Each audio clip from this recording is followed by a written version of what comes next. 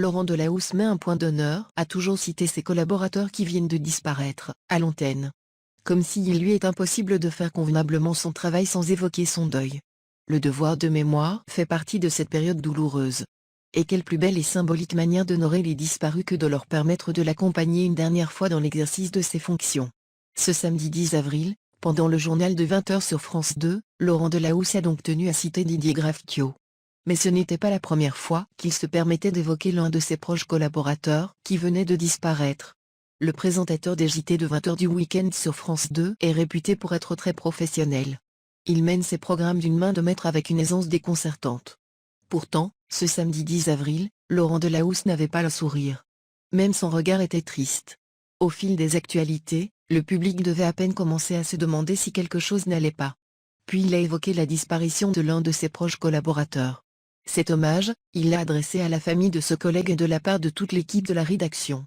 Et c'est une liberté que personne n'aurait pu lui refuser. En effet, cela fait de longues années que Laurent Delahousse est à son poste sur France 2. Il a toujours choisi de s'investir sur cette chaîne et de ne pas changer son fusil d'épaule pour proposer une ligne éditoriale bien à lui. Le journaliste commençait sur M6 en 1999 et jusqu'en 2006, il était diffère au poste. Mais depuis cette année-là, il s'engage chez France 2 et travaille à semer des graines.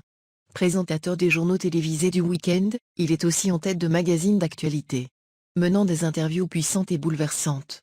Pour l'accompagner dans ses fonctions, toute une équipe technique et rédactionnelle mais aussi de terrain, le suit de près.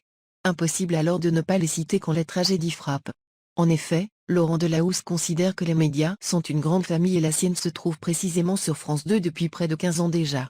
En 2019, Laurent Delahousse présentait ses hommages à Claude Sampère, un journaliste estimé qui quittait le monde à seulement 55 ans. Et déjà, il tenait à présenter ses condoléances à ses proches et à lui rendre hommage à l'antenne.